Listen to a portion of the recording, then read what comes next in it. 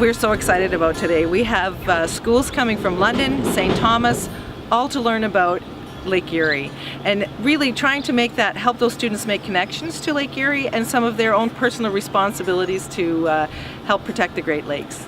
So yeah, I'm excited to see the water because I haven't really ever seen that before, and I'm excited to learn how I can change my own life and how I can benefit the environment. I'm excited to learn about how I can help the environment and how I can have a positive impact on it for future generations. So Lake Erie is one of the shallowest of the Great Lakes. It's about 62 feet deep and its deepest point. So I work in the Great Lakes office at the Ministry of the Environment and Climate Change, and the work that I do is to help connect teachers and students to learning opportunities related to the Great Lakes.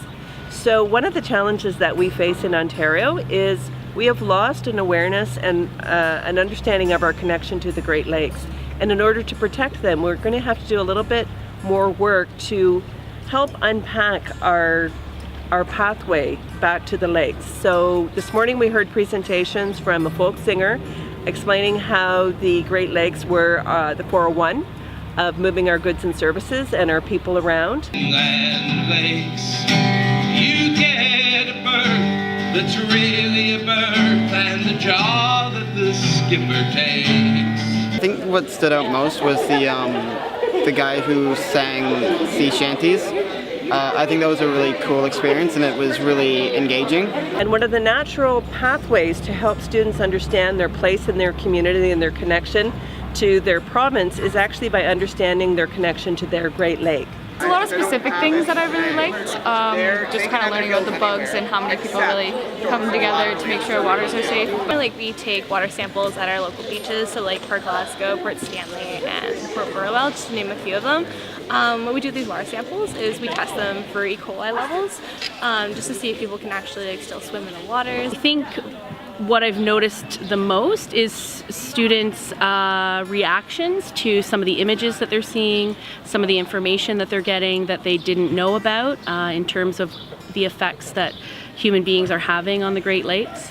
And as well, just coming from the Birds of Prey experience, students are getting an up-close experience with wildlife that they may or may not have seen in their backyards, but they're getting an understanding of the impact that our human activities are having on the Great Lakes, as well as the animals that depend on this watershed.